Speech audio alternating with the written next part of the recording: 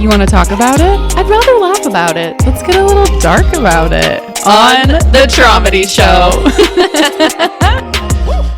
Welcome to the Traumedy Show. I'm your co-host, Rachel Wilford. And I'm your other co-host, Megan Wilford. And today we're welcoming our special guest, Natasha, from episode 1. Yay! Yay! Clap for myself. Yeah, clap for yourself. You deserve it. Hell yeah. Holy crap. Yeah, Natasha and I just met for the first time today. Which is 45 minutes ago. 45 minutes ago. And Natasha's your pseudonym, but we're keeping it as that just for everybody listening. Did you pick Natasha for like Natasha Bedingfield? No, I picked it. Oh, you did? I just picked it on the spot during the episode. I had a different name picked out, and I like in the middle of it thought I couldn't remember it, so I just went with Natasha, and now you're Natasha. I love it. I wish I had like a cool Russian accent or something. My name is Natasha. And here to talk about the fairs. Next time we have you on, you'll have your Russian accent perfected. Down. Okay, you should tell everybody why and how you're here, which is a good story. Like how you even contacted me and how that even became a thing. Oh gosh, like we were just talking about. Well, I mean, this goes so far back for me. It was probably 15 years ago when I first heard of and made contact with you initially. But that was, in the start of this podcast on your birthday. I think it was your 18th one, right? Getting that message from me that the wolf had, come and dropped me off at a hotel the previous night, picked me up from the airport, and tried to kiss me, and I messaged you. And that was sort of like the start of you and I have had so much indirect communication, I feel like, over the years, and so much connection, even though we've never met each other in person. And so it's pretty surreal for me to be here now, like all this time later, to have 11 years later, literally 11 years, a decade later, to meet you in person. But I dated the wolf in high school for about a year and a half, maybe 2 years, from age like 15 to 17, or age 15 to 17, probably officially. And then there was on and off communication throughout the years following that, which you know of, Rachel, and, definitely have my own story that has a lot of similarities and crossover with you too. So, but he's the one that contacted you about this podcast and basically essentially fed you right to yes, me. I was DM'd and asked to give him my number because he needed to share something urgent with me. And I was like, what's going on? Like, okay, here's my number. Yeah. And it was like the day that it launched, right? It was the day that it launched, and I was told that he was shitting himself. And Megan had come out with a podcast basically to dump all over him, and that I was in it, and also being kind of dragged. And he went on to just sort of say, how damaging this has all been and how everything's falling apart. And I was initially really upset. Like, was this a phone call or a texting conversation? It was a DM that transitioned to text. Okay. And I was like, oh, no, she didn't, kind of thing. I don't want any of this stuff brought back up. Like, this has been such a closed chapter in my life. Why is this all popping out now? I didn't even realize I was a major part of your guys' story or even like woven into it that much. And so I initially was very upset, but then I was like, hold on, pump the brakes and give it a listen and actually see what's going on. And then as I'm listening, I'm like remembering all of these details from the relationship that I had really blocked out and wasn't actively thinking of, in the conversation as I'm talking to him. And, I'm pretty sure you could ask like any of my childhood friends about this person and they would all be like, worst time of your life kind of thing. It compounded on a lot of other trauma that I was actively going through. So it was, as I was listening to it, it just was crazy because it was like all these details of the relationship that I hadn't thought about in years. When you were listening to the podcast, it was bringing stuff up for you. And then I was like, I'm actually really, I do have such a story in this too. And it's so woven into a lot of the chapters that I've actively been really phasing out of and growing out of in this last year, especially just in my life personally. And I was like, man, this is probably like an opportunity to really like close that rift between you and I that I think was always really felt, and give this a chance at like really having some healing for both of us. I just got chills. Well, and he also, didn't he tell you that I used your name too? Yeah, he said you were talking about me. And so that's what I initially was like. Freaking liar. I thought that, yeah, you know, it was like she's going into details about like the communication and contact that we've had. And then I listened to it and I was like, oh, she's calling me Natasha. You know, that's fine. But it just was out of the blue and was kind of alarming. And then you triggering. asked him for my email, right? I was like, I'm going to write her a letter asking, because before I had listened to it, I was like, well, I'm going to write her a letter or something asking her not to use my name and be like, please, you know, don't, you know, say anything. Like, I don't know what you're going to say or anything. Like, not knowing where your head was at with any of this. Yeah, you hadn't listened made it yet. sound like you were like off the rails or something and like having a psych break. And I was like, Isn't that rich? And you said before we started recording that he was talking shit about me too, right? Well, just Or was this later? very briefly, and I wish I had the messages just to like show you. Yeah. It was like, you know, the person that's her cohort that's also doing the podcast with her, like, is no angel, so to say, and like Mother? has been, you know, cheating on her. So like the fact that they're making a big deal about me cheating when I wasn't even really cheating. What? Like that kind of stuff. Like just as if you were in no place to be talking about it. It's exactly what he told Amber. Yeah. Of just like, well, Megan, man. Well, I'm sure he told a bunch of people. Well, Guess very what? I deflective. fucking told the whole story on the podcast. know. And I'm mad at you. Well, you own your story. Yeah. You own it. Yeah, I own it, and so that's why it's great. and we've been there, done that. It's like accountability and making choice and whatnot. But that just got me riled up for this episode now because I'm just like, No, it's good. fine. It's good. No. But okay, so I don't know if I even told you this. The day that we launched the episode, Amber was messaging me and was like, there's this burner account. I think it's the Wolves. And I was like, oh, that's interesting. I've seen that account before. And I went into my blocked accounts to see if I had blocked it. And I saw that you were in there. Like I had blocked you probably a decade ago, like 10 years ago on Instagram. And so I was like, I feel like I need to unblock her right now. And literally it was like 2 or 3 hours later, you messaged me. No on way. Instagram. Yeah. Wait, I forgot Yeah. about that. Yeah. 2 hours later? Yeah, it was like a couple hours later. You had already messaged me. And Oh, I was wow. Like, whoa. Yeah, I was really supposed to unblock her. But you said something like, Whoa. so it seems like we have a lot in common. Like, should we talk or something like that? And I was already being like flooded with stuff that day. And I was like, this is too much. I can't do this right now. So I put it off for like a week. And then it was a week later, I got an email from you. And it was this whole document telling me everything like that he had done to you and how our stories intertwined from your perspective.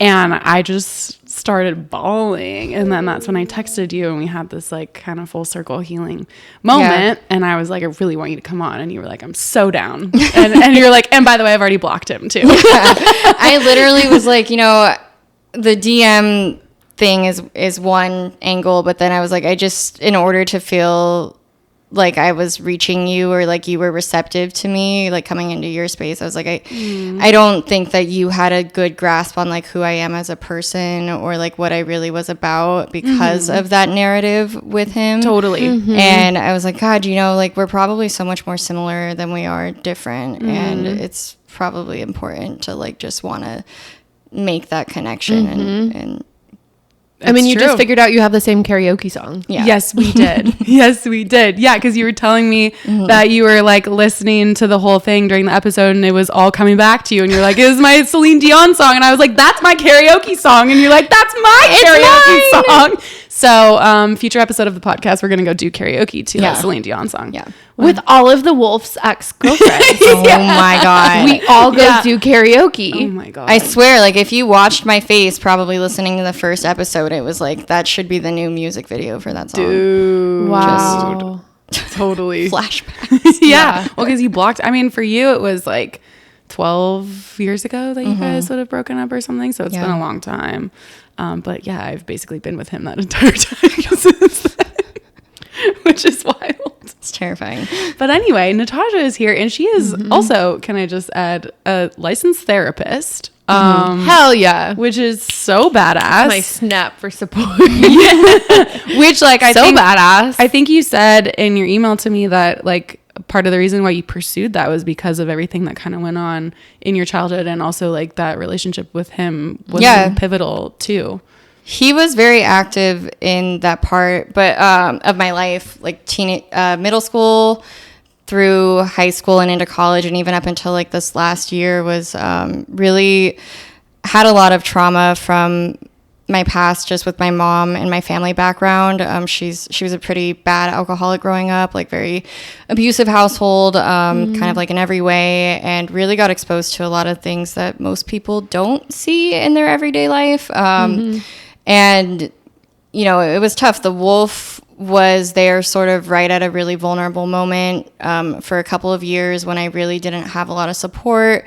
Really was kind of on just the fritz of just finding people to stay with, kind of like take me in, provide for me. Like, thank God I had a supportive father living about an hour away, and then sports. And, you know, other than that, it was really this person that was promising me like a lot of love and a lot of hope and a lot of like prosperity. Yeah. And so I think that was something that really kept me in the relationship. And I'm very thankful that I got out of it. But those years were some of the hardest years of my life, and that really is what inspired me to go to grad school and become a marriage and family therapist, because I so badly needed that person when I was just a girl, like looking for guidance, looking for support, for love, and feeling like I didn't have anyone in my corner. But now it's given me such a different perspective, for even from a clinical lens of like, I can now not only use like my personal background, my personal experiences, but I've got a career in public health. I am, you know, well adapted to different clients now. I've gone through all the training and everything. So it's made me pretty well-rounded, I think, in the therapy field. And I'm pretty proud of being able to turn it from what it was into where I am now, I think. It's so awesome. And it's cool to have you here too. Like, you can talk about your experience back then as like what you experienced, but also what, like you said, from a clinical lens too, like is super powerful. And I don't know, you'll probably give me some insight on my own stuff, I'm sure, in this episode, I would think. But yeah, do you want to just go all the way back? Like, how did you guys meet? Let's start from the beginning. We met, so it was, you know, as I said, my childhood was pretty tumultuous. Like, my mom, we had no supervision at her household. So basically from freshman year of high school on, it was like an open house where we would have a lot of parties. And I was pretty much, you know, I would come into my home and there would be people in there that I didn't know, kind of like just drinking. And were these adults, or were these like were other teenagers? High school students? Okay. Yeah. Did you have siblings? I have one brother who's 11 months younger than me. Okay. And he, you know, when things started getting really bad, went and lived with my father, and I sort of stayed behind to try and save my mom and, you know, take care of her and look after her to pretty much make sure that she didn't die. Oh my gosh, that's so much. Yeah. That's heavy. You were how old at the time? I was about 14, 15 when I met him. Oh my God. He was like my first everything. So he walked in the door one night with his group of friends and to your house. Okay. And I remember being for like a party. Yes. So we were having people over, as they said, like back then. And it was all of my close friends. And then I think he was, you know, a friend of a friend, and came in with his good friends. And I know my friends and I were drinking at the time, which was illegal. But you know, we don't endorse it on the pod. No, however, it's just part of the story. What you do with your time is when you have people over, you do what you do. Yes, we were young teenagers just having a party, and it was fun. But I remember looking at him kind of like from across the room, and he was just sort of sitting by himself, like reserved. He always wore flannels, and all to this day. And he was just really quiet, and he was like tan and looked kind of cute, but like wasn't, you know, that super eye-catching sort of kind of attractive person that like everyone likes and is drawn to. He was more in the background, and I feel like that, a wallflower. Yeah, so that made me. He also did he drink then? No, he was sober. Okay. Yeah, always has been. Yeah. And so that made me kind of curious of like, who is this guy? Like, why is he like sitting by himself kind of thing? And I feel like that's just part of like my nature is so like wanting to connect with people or be like, what's going on? And wanting to just make a connection. And so we started talking and he like gave me his number. And then I had a friend visiting from out of town at the time for the weekend. And he was like, well, I'll pick you girls up tomorrow and we can go to the beach. And we went to the Montage for the day and like the freaking Montage. That's where we had our first date too. And that's where he proposed the second time. You're kidding me. You're kidding you. I'm not kidding you. So this is where it's going to get so weird. Yeah, there's going to be a lot of realizations had in this episode. So both of your first dates were at the Montage where he proposed to you. Yeah. Yep. Cool. You need to get a little more original. Cool. I'm going to keep talking directly to him because I'm mad. Megan's going to be the spiciest one on this episode. I'm pissed. Okay. Keep going. Montage. Great. I remember we like snuck off. He was like, well, let's go up to the pool or something and like go into the jacuzzi. And I was like, okay. Did you do that? And No. Oh, okay.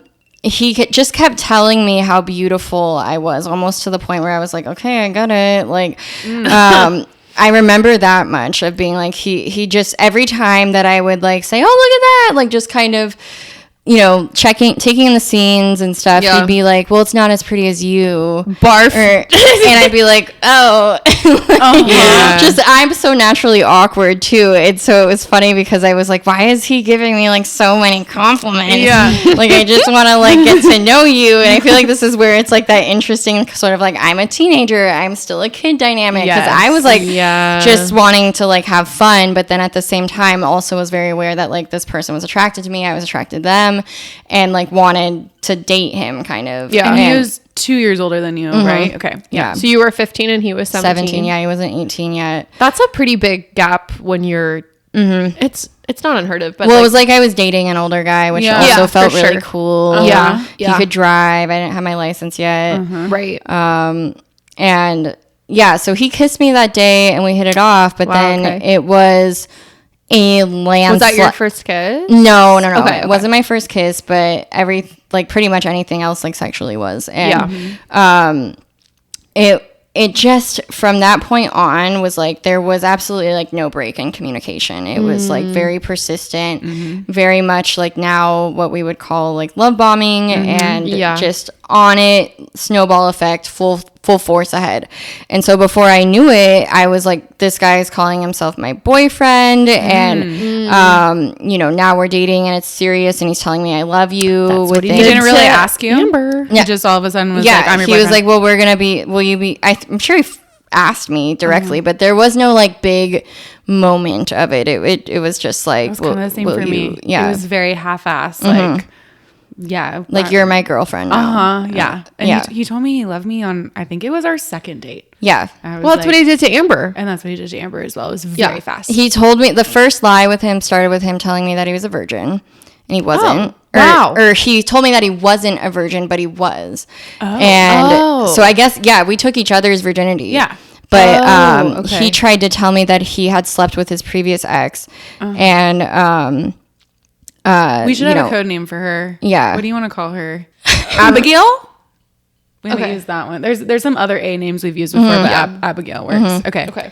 Yeah. So Abigail was that's when that got brought up. It was like, no, you know, I had this girlfriend for 6 months before I met you, but we're done now. And that was my first. And so I felt like he was almost telling me that just to sound more experienced, but then also just to make me feel more comfortable in some weird way. Yeah.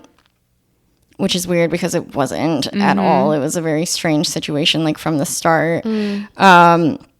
And then basically, like, I couldn't get a break from him, sort of. I was trying to live with my father because it was a healthier environment and just had a lot of pulls back with him constantly wanting to hang out and you know, wanting to make that relationship work, and then also feeling like I needed to move back with my mom and stay with her. I was like, yeah, you know, I'm not going to stay here full time. Like, I'm just going to make sure like I can keep an eye on my mom and also like try to have this relationship with him.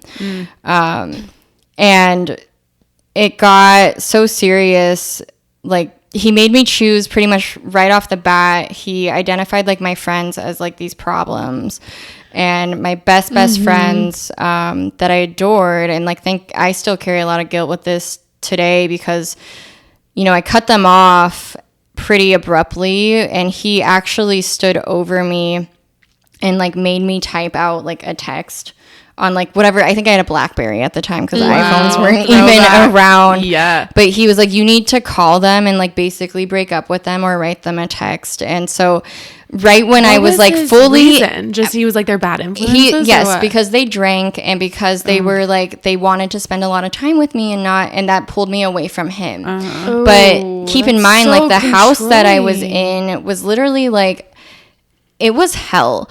I mean, yeah, so we were official, and pretty much like from the moment that I was like no longer really going back and forth between my dad's house and I like made the decision to really stay and we started spending so much time together, he was like, you gotta like get rid of your friends or I'm out kind of thing. And I was like, what? Like, you're making me choose between my friends?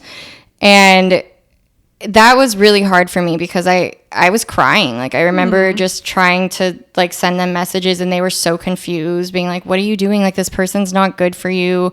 And I was so young. Like, I think about my clients now that are my age and stuff, and when they talk about, and I'm like, I cannot believe that I was like this person sort of like this young, because I look at that child in front of me now and I'm like, oh, you're still just such a baby.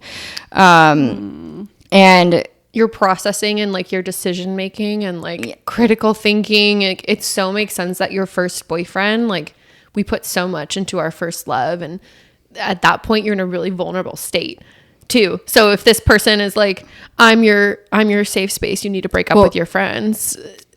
Couple that on not having a responsible primary caregiver, of course, and having no supervision and no structure. Chaos. Yeah. So that, you know, you can imagine like my emotional development was probably a little confused. And I think that that's sort of where like we can talk about how this, you know, it stayed with me just as like my trauma from the past with my mom has. And, you know, in a way he was very special to me because he did take care of me, but it very much so confused me in the sense where like he was almost like, I was attached to him as a caregiver. Yeah. More so. Like, he would bring me lunch every day. He would, like, his family was, like, sort of where I would hole up in for, like, a couple of days and feel like I had some sort of, like, inclusivity, and they, like, really looked out for me. And I remember, like, his grandparents would always offer, like, a place to stay. And it just felt like there was some permanence there, which I really longed for. And so it was really filling family unit. It was filling stability. A lot of that for me. Yeah. But then, yeah, it just very quickly, once the friendships ended, was when a lot of the lies and just a lot of that chaos really ensued with him, to where it was like such an unhealthy relationship and was spiraling constantly. We would go out to eat and like run into his ex all the time. I found out, you know, like every single date that we were going on was where they would go in all of their favorite spots. He and Abigail. And it was really bad, just the constant talking to other women. Was he not over his ex, you think? Or why were you running into his ex at all of these spots? He would text her, and this was like before so 15-year-old me, you know, eventually started looking through his phone and like his social media and being like, something's wrong, something's not right. Like, why do we keep running into this person? How did you do it? Just like while he was asleep, or how did you do it? All the, like, in the car, just like you, like, give me your phone, I need to see your phone kind of thing. Oh, so you would look at it in front of him? Oh, and it would be like in the moment of stuff. Like, I remember one time we ran into her and her brother at the movies, and I was like, why are they standing in line behind us? And we lived in different towns. Yeah. And so the fact that they were like we were bumping into them all the time was just like, I had no, you know, it was hard to figure that out. But then I was like, eventually, oh, this isn't right. It's more than a coincidence every single time. And so I was like, there's no way that just keeps happening. Like, give me your phone. and saw that they were actually like planning on meeting up with each other sometimes, and like he would tell her where we would be or where we were going to go for the night, and then they would show up and like not really, they would like say hi to each other, but then go and like sit in the row in front of us or something, and it was just very strange. Like, it's a very twisted game to play. Yeah. Do you think that really they were weird. like hooking up? I don't think so, because he cheated on her too. Oh, of course he did. So, Of course he did. And he was talking to a lot of her friends. So that was where I started seeing like the communication between him and her was still going on. He was still very much so seeming interested, or like he wanted to keep talking to her. And I was like, that's not okay. Come to find out, he's also still talking to like a lot of her friends from Laguna in ways that was way more than friendly. And then the Facebook interactions too. I mean, I feel like even then there were algorithms that would like show like who's been interacting. Yeah. Happened with me too. And so that's how I would sort of like connect the dots of like, oh, this person's popping up on like the first thing in their feed. And then his phone or his social media, like if I had the password or he gave it to me, sure enough, like that person would be in the thread, and it's like, what are you doing? You're so beautiful. Like smiley faces everywhere. Holy And hell. if you would confront him about it, he'd be like, no, it's like totally innocent. Like we're just friends. It's like Facebook Messenger. Yeah. How he met you. Yeah. Like, Yeah. That's his whole, it's just, oh my God. Yeah. It just goes to show that this has been his pattern literally since the beginning. Since day one. Since the beginning. The fact that we're interviewing one of his very first girlfriends and that we just interviewed his latest girlfriend. And it's still the same. Like, you guys started dating, what? It would have been 14, 15 years ago. Yeah. And it's still the same fucking behavior. Right, just it's- even more twisted now. Yeah. It's such a pervasive pattern that it's just alarming to see someone like continue to do the same thing. And it doesn't, the only thing that changes is the people. Yeah. It's not him. It's nothing about like the way that he does it or what he says. It's just finding someone else to do the same thing too. And like the sexual stuff has like increased, I would say, too, versus, you know, when you're 17 or Well, whatever, and it it's was just terrible messages. then too. I mean, it was like I pretty much drew the conclusion that he was like very early on, and was pretty much like, you know, your needs for this are something that like I can't meet. And we're young, so it's like, it's not like that's, Yeah. you know, something that we weren't doing all the time and stuff, but it was just like, it was beyond. I mean, the stuff that he would like talk about as far as like fantasies or things that he wanted to do, and like how much he needed to do it, and justifying, you know, porn and all of that was just very much, it was so confusing, and my head was already in such a place of survival mode, you know, trying to take care of my mom and stuff. And so it's almost like I didn't even have time or space to like even look at that, because I was just trying to literally survive through a lot of that.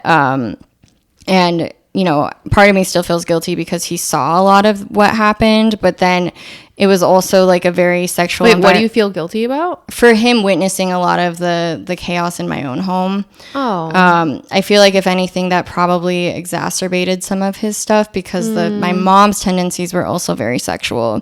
So it was like oftentimes a lot of orgies going on, a lot of, you know, just sexual language, like naked people. And that was kind of like a known thing too, just with that household. And that's where like some of the really concerning dialogue with him even would come into play, like with his desires and fantasies and stuff. And it just was pretty concerning. And I think my friends and my dad and just my own like common sense like really sent me like running for the hills come graduation. Yeah. You shouldn't hold on to any of that as guilt, though. Yeah. It was a lot for anyone to witness. It's just so much. I keep thinking about how young you are, trying to process this relationship and what's going on in your home life, and all of those details. Like, It's a lot. Yeah, it was fun. You survived. Had a great time. Yeah. And like also, anyway, I keep derailing. She just made her first little like traumedy joke. It was fun. It was like Disneyland. so fun. Oh my God. Okay, so you were running into him and Abigail at like everywhere you would go. Basically, is kind of where we were talking about in terms of timeline. Yeah. Going back. Yeah, he would finding a bunch of messages with other women. Messages with other people from like same thing, different connections to through different friends, different like social groups, and just a constant that never had a break. The entire relationship, that was a theme, and that was something that almost like kept our communication and our cycle and our pattern alive. Like we almost like needed that to function. Yes. And I so relate to that. Wait, talk more on that. I don't think I I think for me personally, it was like, I think I got so used to this chaotic cycle with him that when there wasn't some sort of like conflict or chaos, I would find myself almost like creating it or looking for it or whatever. Like it was comfortable to be like unhealthy. Well, you were like pretty much conditioned. Yes. Like so was I. Yes. In a way to always have to respond to that. Like things couldn't just be normal. There was, and if I wasn't looking through his phone or like if he wasn't talking to someone else, there wasn't a place for us to put all of that energy on. So it became this like functionality for us as like, this is our dynamic now. And that's how we communicate. That's how we move together now. And like, there's always going to be this kind of like epicenter here of like, I don't trust you. And then he also was being very possessive with me to where like, I was completely cut off from my friends, you know, like didn't have any support and, was reliant on him at the same time. So very codependent, very much so like kind of stuck with him. And, you know, he was able to kind of keep doing that as a result. Wow. I think too, I really tried to break that cycle when we broke up the first time after our first engagement, and we like took time and space, but we were still seeing each other all the time and basically together. When we came back together, I was like, no, we're going to do it in a healthy way. And so I think that's also part of the reason why I missed some of the signs of the infidelity and stuff, was because I really was trying to be like, nope, we're breaking that cycle. I'm not going to be suspicious. I'm not going to ask for the phone. I'm not going to, you know, like try to go after that chaos of like what I'm used to. I'm going to break this cycle and we're going to be healthy. And I think that's why I missed some of it for years. Well, it sounds like you put it on yourself, which is like, this is like my responsibility to like break this cycle when it's like, takes two to tango, buddy. This is a two-way street. Well, he told me that too. He would tell me like, you know, you're the problem. And that's why like I'm unhappy with this, and you're selfish and you're all these things and you need to change. And so, yeah, I totally took it on myself. Wow. Yeah. No. No. It's a no. It also goes to show like when you're young, you can be really vulnerable to these things, but also you can be a 30-year-old super intelligent with it together woman with a career, and still men and women, like these people really get under your skin. Yeah. And sink their claws in you. Sink your claws in you in so many ways. Like you felt like you were so dependent on him. You had invested so much. The audio can't see me pointing, but Rachel, like you were so dependent on him in so many ways, and he had his claws a lot of sunk in you. codependency stuff. Yes, with the two of us, like in different ways, but also similar, obviously.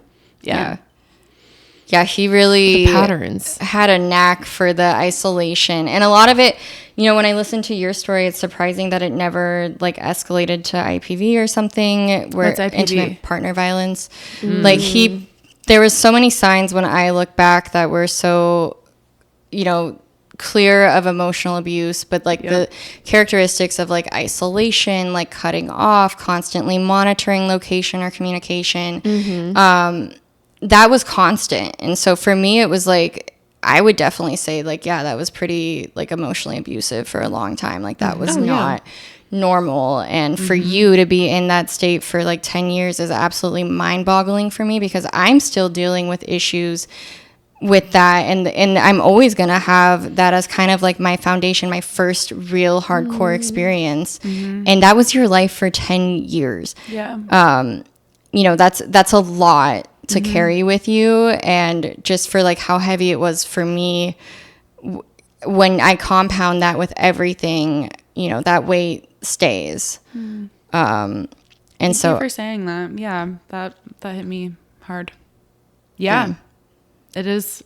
I don't like, neither of us should be as okay as we are. How are we like healthy functioning adults? high executive functioning. We're like, well, we'll just stay busy and like this won't hit us. Fine, I'll just have a full-time job and a podcast. It's fine. I need 2 jobs, 2 careers. What's a third one? Just make a bunch of jokes. And Emotional support animals. I just want to be funny. Same. You guys even have the same way of processing. Yeah, we kind of do. Coping. Oh God. However, I mean, Rachel, you are in a lot of therapy. Yeah. Are you in therapy? Yeah, I'll be in therapy for the rest It's of like my hard life. for me to remember And you are a therapist. Yes. Natasha is a therapist. You are in therapy. Like, it's one thing to have, like, there's healthy coping mechanisms, and then there's also the going in therapy and facing it when you need to, but then you can't be dealing with this trauma 24/7 all the time in your life. You have to be able to Compartmentalize exactly. it, yeah. That's So the it's thing like- that sucks is like the person that did all this damage to us, like we're in therapy for the rest of our lives for it, like trying to be better people and like heal from it and everything. And this person is still just doing it to other people, and he's not trying to change. He hasn't. It's fucked up. It's really fucked up. Yeah, it's hard because I listened to your story and I'm just like, gosh, you know, it really sucks to not see people evolve or move forward. And I can relate to that on so many levels, just from professional backgrounds of like hearing other people's stories and stuff too, and just having that depth of knowledge about abusers and about, you know, all of the disorders that exist. But even just with my own story too, I mean, usually there's one person that's affected, and then there's the person that, you know, kind of did the damage but doesn't ever, they just keep going on with their lives. And I see that with my mom and stuff too. It's just, there's so many, and I think that that's one of the silver linings of it though, is knowing that like everyone who was affected by someone that was toxic or really, really terrible to us, you know, we have kind of like that circle of community that I think is felt subconsciously almost in a way. And it kind of just pushes those people farther away from you. It's like they're just going to keep doing what they want to do. And like all you can really do is like come back to yourself and just move on. Yeah. And to build that foundation and strength to be able to recognize it so much quicker if it ever comes up again, and have these connections of people who've been through the same thing and ward it away like garlic to a vampire. Like garlic to a vampire. Get away! I've had energy vampire. Yeah, like bitch, I've had so much therapy. You just fucking try to manipulate me. Don't you dare come near me.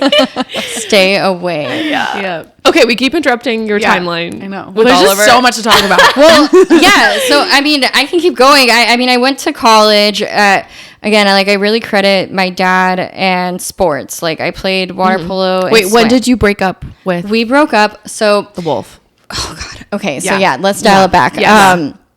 We broke up when I had like some kind of come to Jesus moment my senior year, and was like, you know, I really miss my friends. And at this point, you've been dating like 2 years. Okay. And they were having so much fun. It was like our last, you know, hoorah. I was like, I'm going to go to college and like never see these people again. And I'm like not having fun with this anymore. It was really like kind of the realization that I had. I was like, this guy is batshit crazy. Yeah. And I, you know, I don't like having to feel like I'm constantly getting cheated on or like, you know, concerned. And I'm so isolated. I haven't seen my friends in months. Like this is the only person that I've been talking to. I'm tired of, you know, trying to take care of person that's falling apart before my eyes. And my friends were really trying to reach out to me too and be like, can you please like just come back to us? Like, this person is so bad for you and we don't want to see you, you know, go down this path. Because at this point he was talking about like marriage, having babies, like, you know, right out the gate of high school. Like, the minute you turn 18, let's go get married and like, you're gonna be my wife and we're gonna like have this life together. And that was scaring the crap out of me. I was like, I want to go to school. You know, I want to have my own life too and stuff. And I'm so grateful that I realized that, because when I look back, I'm like, it could have been so easy to be like, no, I'm just going to stay with this person and who's have like, his babies. Who's like promising me a family and security. I'm so proud of you. I don't know like where that came from, but I'm just like, thank you, God. Because I essentially just was like, I then took a serious step back and was like, we're fighting all the time. This isn't good. There's always arguments. There's always other women. Like, I need to go back to my friends and just like enjoy my time with them. And you need to like respect that and let me have time with my friends. And so I started going out with them more, going over to their houses more, and like noticed that it was a lot more fun to like other people were flirting with me or interested in me. And I was like, man, this is really refreshing. Like, this is a lot better than like answering, you know, Psycho who's calling me 10 times being like, where are you? I'm going to come find you and pick you up and you are coming home with me. And so I would just turn my phone off and be like, no, like, I'm not doing this with you. And we finally like separated at that point.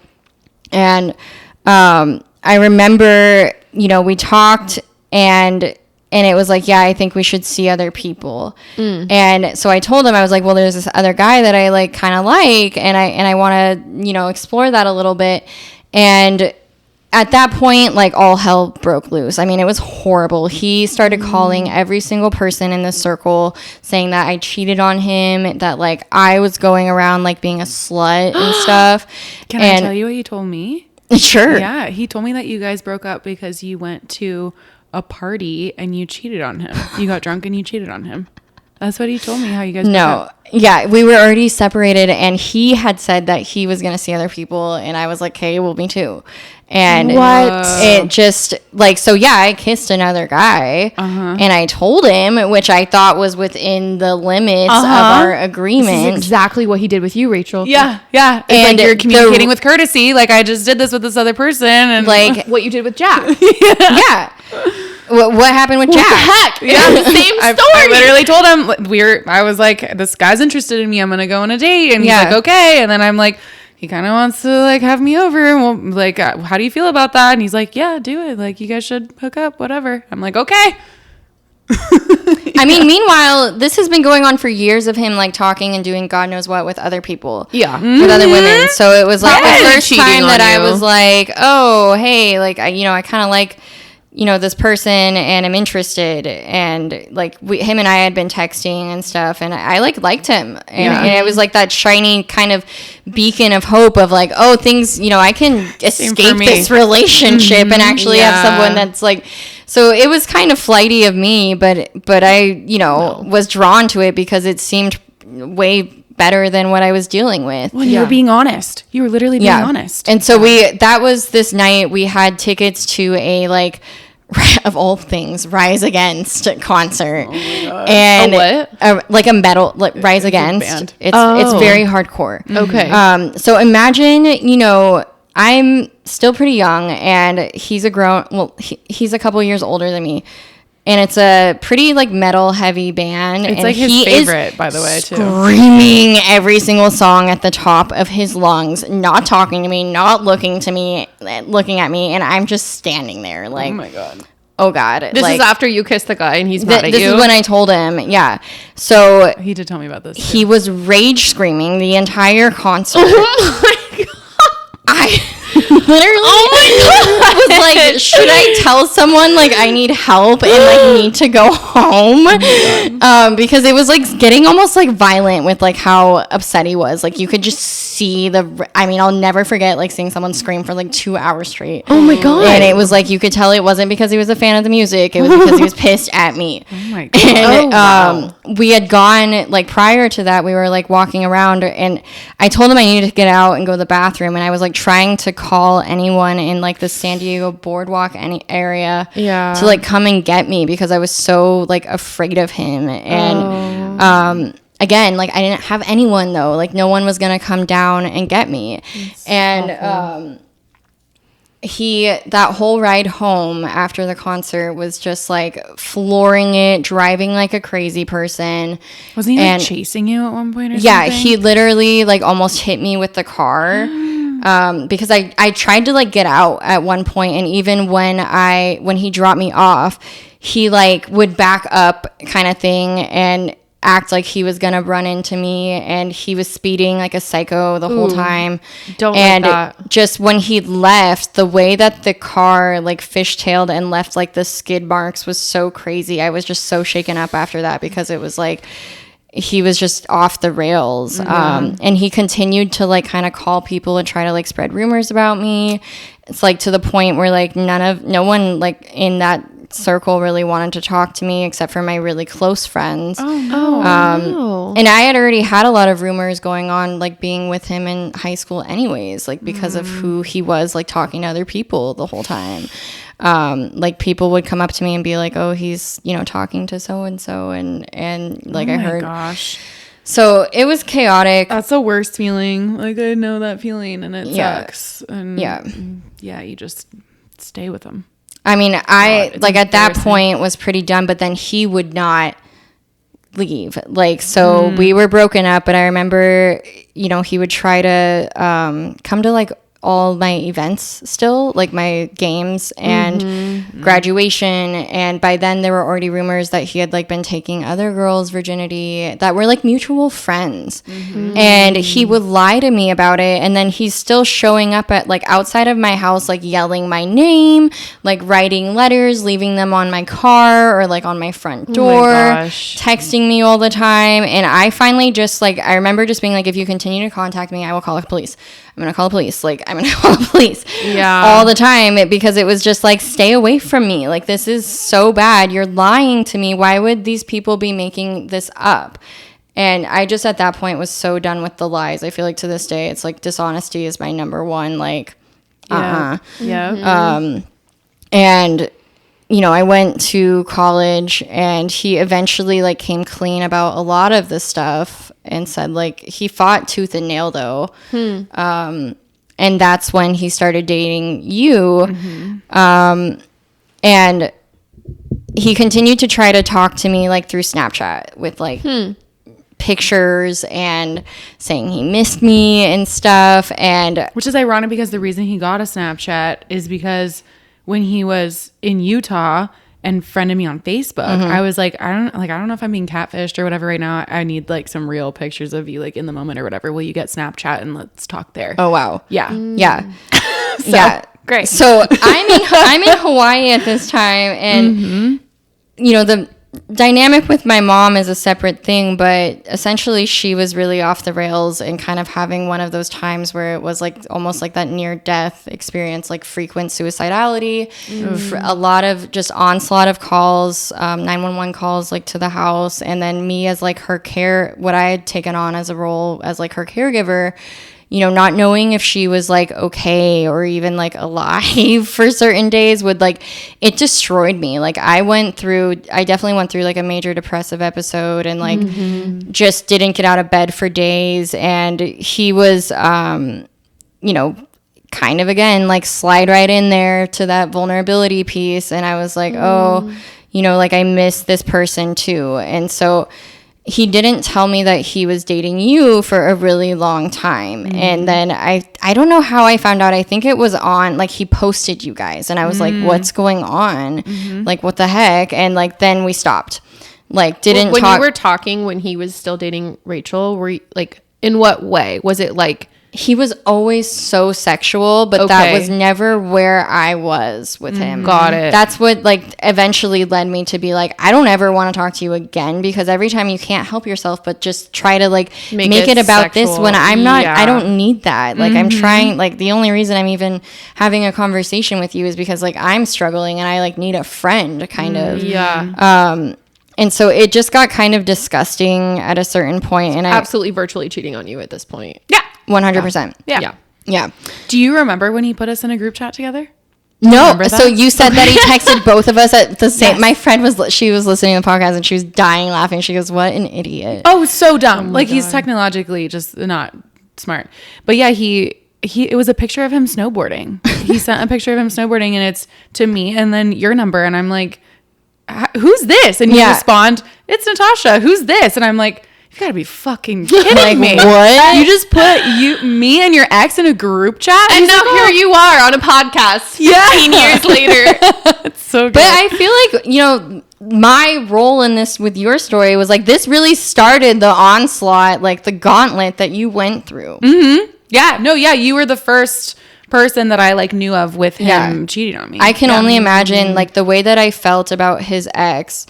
And like transferring, like comparing that to like the way that you probably felt about me was like, you know, you hate the other person almost like more than the person that you're with. And that's sort of like, it's like a weird primal like competition kind of thing. Yeah. Almost. Like she's the problem sort of thing. Well, and because he orchestrates it that way. Yes. Though as well, he pits you together on purpose. Yeah. He pit us against each other for 10 years, which is why it's like so cool and powerful. There was always this, I was like, God, if I ever run into her, like she's going to hate me kind of thing. Or like, it's just, I knew it wasn't like good blood kind of thing. I was like, there is no like peaceful, like kind of vibration or anything from that. Like, it's definitely not, you know, a nice environment for us kind of Honestly, thing. I don't remember ever like, I wouldn't say I ever like hated your guts or anything like that. I think it obviously like there's animosity or whatever just because it's like cool. You just cheated on me with her. But I don't think I was ever sitting there necessarily like just hating your guts necessarily. I think I more so just didn't even want to think about it. Didn't want to like associate, didn't want to. So I think that's why I blocked you at the time because I was like, I don't want to see her. I don't want her to reach out to me. I don't want. Exactly. Yeah. It was kind of like, I mean, gosh, it was, 11 years ago. So maybe there were stronger feelings than I'm remembering, but like at this point, it's a moot point. Yeah. So it just, he, at that point, like we didn't talk. I was in a 7-year relationship and he would like randomly reach out with like happy birthday messages or like first him picking you up in San Diego. Oh yeah. So my 18th birthday. This is where it all starts from your podcast pretty much. So at this point you're like what, 19, 20? Yeah, probably still 19 I would say. Yeah. Because I think I was with my long-term partner, about a year or so after. But I, again, like was dealing with a lot in my home life, and him and I, weren't talking. I knew he was with you at this point, and we basically had like no contact, but he would still kind of randomly try to like slide in Snapchat or like check in on me and stuff. And I just was like, nah, I'm done kind of thing. And he was still like, I didn't have him blocked or anything. But I flew home for my birthday's also in May. And it was for my birthday, but it was also to come home for summer break. And I was trying to like really work things out with my mom at the time. And she had gotten pretty bad and was really, she wasn't like completely bedridden in her alcoholism at this point, but like she was still very much like active and like partying and going on like benders and like, but blacked out. And she said that she would come get me, and she had like booked us this hotel with her and her best friend. And I land, thinking like, oh, okay, like she's gonna keep it together tonight. Like it's probably the first time that I've seen her, in a year or so. Yeah. And like I was excited because she sounded like pretty sober and put together on the phone and stuff. And so it was pretty heartbreaking. Like she actually like walked right by me and didn't even see me and just kept going. Yeah. And she was like stumbling with her best friend, and they were just wasted out of their minds. And wait, how did they drive there? They were driving. They drove away. And then I knew that I was like, I had to find my way to this hotel, but there was like no Uber, no taxis. Like I didn't know what to do. Uber wasn't even a big thing back I don't then. even think it existed. Yeah. Like, what do I do? Like I was just sitting at the airport for like an hour, like hoping that they would answer and like come back and get me. Oh my God. And nobody came back. So I remember like I called my dad, and like no one was he owned a restaurant at the time, like no one was answering. And I'm in the wrong direction too. Like my dad was up in Long Beach. And so I, again, was like kind of stuck. And so I call him and I'm like, I need help. Like I'm stuck. I need to like go to this hotel so that I can like be with my mom basically, because I don't have anywhere else to go. He's like, okay, like I'll be there, like I'm leaving now sort of thing. And he comes in, he comes and picks me up and he takes me like straight to the hotel. And I told him, I remember being like, I don't want to hook up with you. Like I just need help, because he immediately was like trying to like hold my leg and stuff. And I was like, no. And then he was like, That's so predatory too. Just like a kid. Again, when like you're in a vulnerable state, being like, oh, it's such, I hate gross, the whole vulnerability side, but for me that's like the big, anytime that there was like a real window with that, like he always made himself have this like savior complex of like, I'm gonna fix it and like make your life better, and like I'll be there when you really really need me. And it kind of like made that association of like this rescuer mentality. And I think that that's one of the themes that I still struggle and I have to check myself on really hard in relationships today, is like, this person's not going to fix all your problems. You have to fix them. And like, so I have gotten good at that now, I think, but it's still something that, especially when I'm like in an active, more anxious state or there's more going on, like it still is something that can come back up. And it just sucks because that's kind of one of those patterns stick with you. Yeah. That was your first formative relationship. So, I mean, like my brain was still developing. And so, you know, no one really has a perfect like relationship right away or ever, but that was definitely like kind of a doozy of a one to have. Establish some toxic patterns for you too that you still deal with. Seriously. He was like, well, just kiss me before you go then, like just one kiss. And he had told me that it was like your birthday and you guys were really serious. And like, and I was like, what? Like, why are you doing this kind of thing? And I must have had your number because of the photo thing. Yes. That's and how like you have saved my number. your phone number from that and was like, oh, like I know he's going to mess up. And like, I think in some weird way, like also wanting to like look out for you. But like in another way, it was also kind of like wanting to like you guys to break up too, in like some selfish, weird way, even though I didn't want to be with him. Like I wanted to hurt him back, I think, in the ways that like he had hurt me, and like with the trust that I had felt was so violated with him. Yeah, fair. That's hard for me to admit, but I know there definitely was like a spiteful part of me that like really wanted to just be like, you hurt me so bad.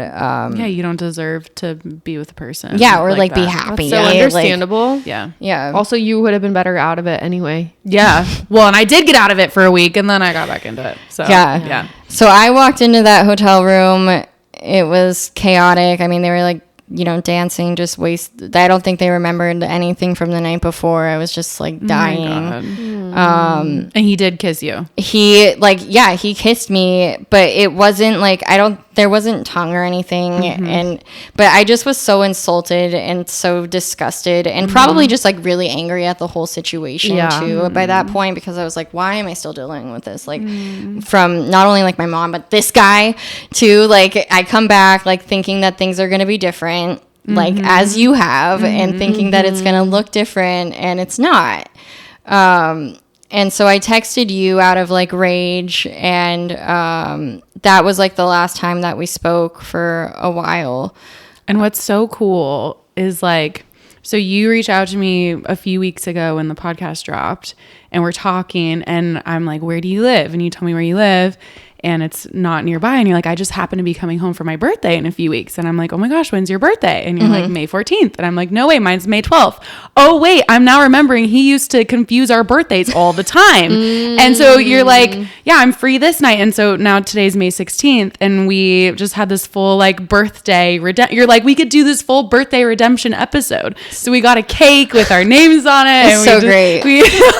It's so good. And I love it because like not only was that day like bad for me, but it was bad for you too, like in ways with him, but also, you know, with your mom and everything too. Like that day, that, the 11th and the 12th, I guess you could say, like, sucked for us both 11 years ago. For sure. It's kind of cool to come full circle and do that. But also it was cute because my birthday this year, we were going to go have a beach picnic. It was me, you, and our friend Emma.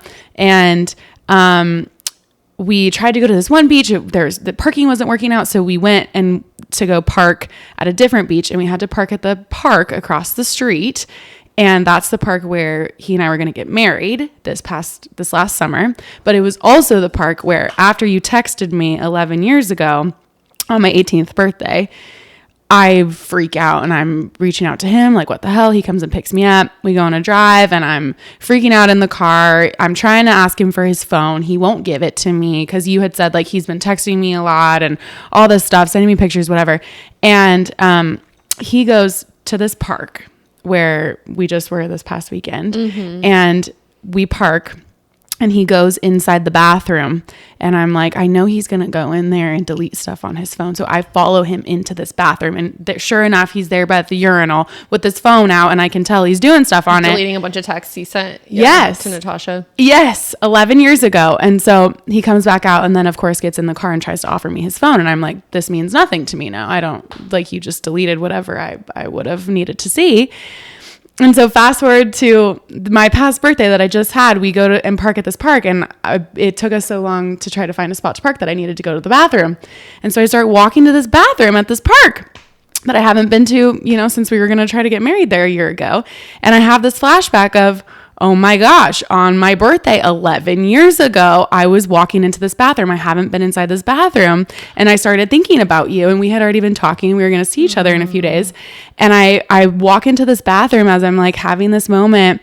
And like ever since he and I broke up, I have just been like really relating to butterflies and seeing butterflies everywhere. And I'm having this moment of remembering 11 years ago, and this butterfly starts circling my head and then lands on the door of the bathroom. And it just made me so emotional. And I was like, oh, this is so cool. Because it just was this like little God kiss of like, it's all going to be redeemed in a few days. Like, you and I get together and do this episode and have just birthday redemption and redemption in general. Just such a full circle moment. Yeah. Yeah. Honestly. Oh, I just got so many chills. I know. It's cute. It's cute. Birthday redemption. Yeah. Cheers to that. Oh my Cheers. God. I'm out of drink now. But Swallow your spit, Meg. that's just crazy. And I love that the wolf texted you, Natasha, to be like, Rachel's doing this podcast, blah, blah, blah. And now here you are on it. Yeah. I'll swear I will always do the right thing, even if it's not the easiest thing. Yeah. I totally recognize, that there's going to be a lot of, in a way, like that same theme that we were talking about, like kind of satisfaction for me of like, well, you really like hurt me too for a lot of years. And like, I do have my own story with this too. Yeah. Yeah, And you do. like, why am I still holding space for you when this doesn't do anything for me? Yes. Like, it's much more beneficial and the right thing to do to like offer you that and me that peace and that kind of solidarity and that like in a way like an ally, like a friendship. Yeah. And say, like, I see you too. Like, I've gone through that as well. Like, even when you talk about the story of you rushing into that car, just the energy that was in that car. I can't even imagine. Like, I was that person sitting in that seat, running after him, asking for his phone in that same freaking state for like, and that was unbearable for me. And so that's part of where it's just like, I just want to hug you and be like, I'm sorry that, no one really came and got you out of that kind of thing, and that it took this long, but that you really I'm really proud of you for digging yourself out of it. Thank you. It's really sweet. I'm proud of you for digging yourself out of it. And like, it's the coolest thing to me ever that you're sitting here right now and we are friends and we do have so much in common. Like, not just this, but other things too. And you're like, both Tauruses. almost our birthday twins. But like, so that is so validating and so cool on so many levels, but also even it goes beyond that too, because you sitting here is also going to help other people that are listening to this too, that can relate or, maybe have had a similar situation where they villainized the other woman and it's not all that it's cracked up to be in that way. I remember you calling me, Rach, and being like, "Oh, he cheated on me on my 18th birthday, blah blah blah," And I remember this story 11 years ago. And now to hear your experience on that night it's like gut wrenching. It's heartbreaking. It's like there is so much to the other side that you often don't know too. Yeah. And like hashtag women supporting women. Yeah. That's where I was like, hold the phone. Like she doesn't really know what I was going through or like how I felt in this too, when it, you know, it wasn't like I was just dating this guy. No, And, not at all. yeah. So We're more alike than we are different. 100%. Unfortunately, it's a very shared experience. I wish it wasn't. Not just for with both this of us. guy, but with so many Yeah. people like this. Yeah. sounds like an STD We have the same. disease. Oh no. Of narcissism. Yeah. Oh God. Okay. So that happens and you text me and then you don't talk to him again for a while, right? Yeah. Yeah. I mean, at that point, like I said, I was in a 7-year relationship. I was numbing a lot of my own pain with like the environment that I was in Hawaii was very much like a party environment that was pretty fueled by a lot of like alcohol and just good times. And we had a good partnership, but I think just lacked the emotional maturity that we needed to like actually solve problems, be vulnerable with each other.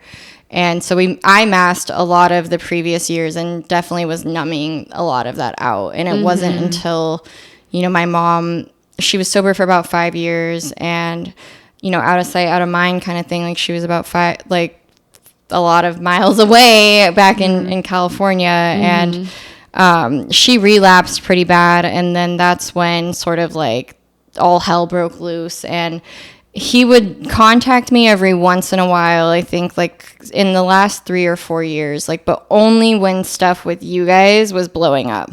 And it was almost like he knew that I had all of this professional experience now or like had been through so much that he would come to me sort of like for guidance and trying to get feedback on, and I'm like, you know, just this big hearted, I want to help people. And so, you know, I'll entertain the conversation, but it was like very much, I remember when he first reached out, I was like, I'll talk to you, but it can't be sexual. Yeah. I was like, I don't want anything to do with you in that aspect. So if you're able to like keep it together and like actually not go down that path, like sure, we can have a conversation, but otherwise I don't. So wild to just have to set that boundary with somebody up front. Like Seriously. like that's how bad it was. I was like, if you do anything, if you send me any unwanted photo, any kind of message like that, try to say like, when will we see each other again? Or idealize like this. It's not like that. If you do that, I will block you and I will never talk to you again kind of thing. And I was like, however, I really want you to like get better. And so if I can like, you know, help with that, then sure, like here's resources for help. And like, do I need to call your mom or like what's going on? Like, are you okay? Just general like safety concerns out of like being concerned for his kind of like overall well-being. And not because like he is who he is sort of thing. And so That's really honorable, honestly. yes, it is. right thing to do isn't always To turn around years later and try to do everything that you can to help your abuser get better. Shit. That's really kind of you. I just, you know, the ability to step above the emotional piece of it is something that I really try to be transparent about, because I think sometimes, again, I have such like an inherent value of justice and wanting to, you know, just lead with kindness no matter what. And just to always do the right thing and to do the truthful thing. And so I think with him, when he reached out, it was more of like almost out of like concern for you, kind of just like, this is really messed up. Like, you can't be doing this to people. And I remember saying this, like, you have to choose between him and between Rachel and Grace. So he was reaching out to you and saying like, I have this conflict. I'm like, in love with two people. she broke, I think both times that you broke up with him, he called me. Wow. And I would tell him every time, like, the reason why you're breaking up, like, this is the same stuff that you did with me. Like, what are you doing? And you have to choose. You can't have a girlfriend and a fiance at the same time. Yo, say it louder for the people in the back. What the fuck? And I would tell him that. I'd be like, I know it's hard, but this has obviously gotten to a point where, like, you can't be doing this anymore, and it's gonna mess up everyone's lives. Like, there's two females involved and yourself, let alone, like, their families. And he'd be like, yeah, I understand. Like, I really need to do some deep thinking. Like, thanks for talking to me, kind of thing. And then like hang up the phone, and I just would be like, what just like happened? phone calls that yes. Okay. And he'd be like, she kicked me out, or like she dumped me again. I'm like in love with this other person, but I still love her, and I want it to work, and I've invested so much time, and it just always came down to like, you need help. You have a choice to make. You need to be like a grown-ass man. And like, I'm sorry, I'm going to be firm with you right now. Like, please do the right thing and pick one of them. Like, just do them a favor. I mean, I know it's hard and there's going to be hurt feelings involved, but you put all of you guys in this situation and like, you have to own up to it. Accountability. Yeah. And so that was really like the last time that I heard from him before the podcast. So you told me too, so the day that I left him, June 29th last summer, and I kicked him out of the house, and I was like, this is it, we're done. He called you, freaking out. Yeah. And that was the first time you'd heard from him in like a few years. Yeah, for sure. He was spiraling, it sounded like, and it seemed pretty urgent. Like, he left a voicemail. I don't know if I still have it, but like, he sounded pretty tearful and was like she just broke up with me, like, I don't know what's going on, like, please call me back, kind of thing. I don't know what's going on. I don't understand why she hates me so much. Yeah. And basically was like, I'm in love with this other person, but like, yeah. Did he say? Whoa. The claw. You saved my life. I'm eternally grateful. What? Wait, he was what? bringing up Grace even. Okay. And he had said, like, because she had found out that we had gotten engaged again or whatever, and she was like so upset. This is what he said. I still haven't talked to her. I hope to at some point. He had said that they had stopped talking or whatever.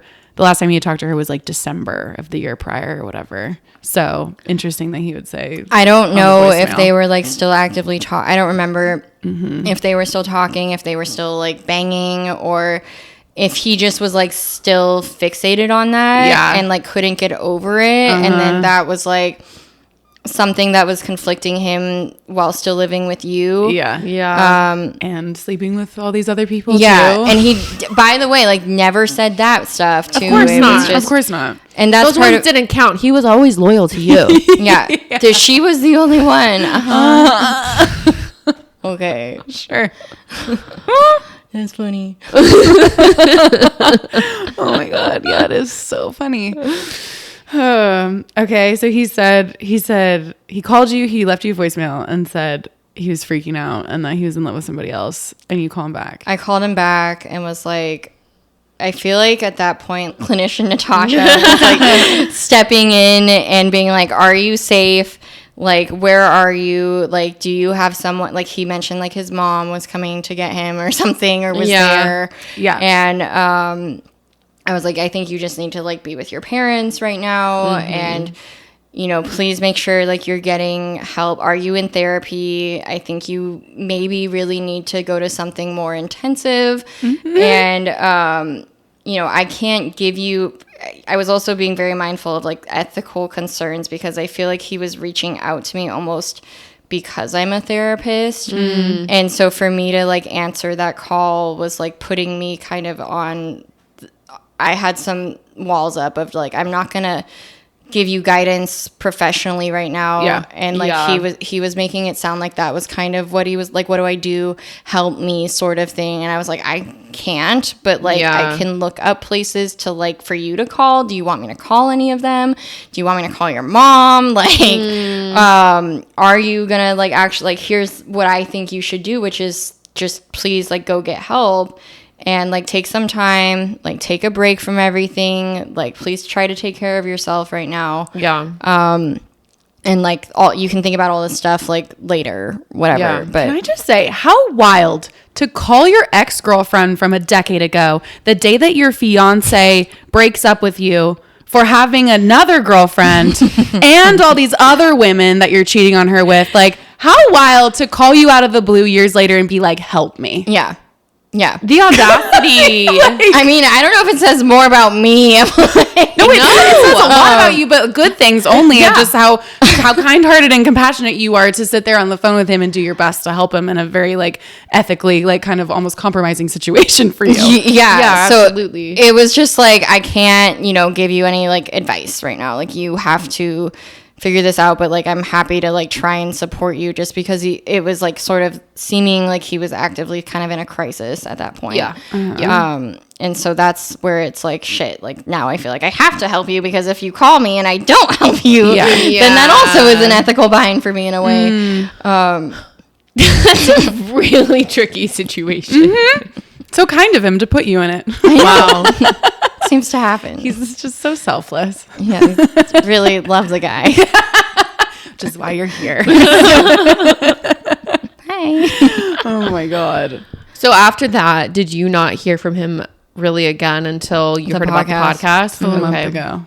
That was a DM too. It wasn't a message or anything.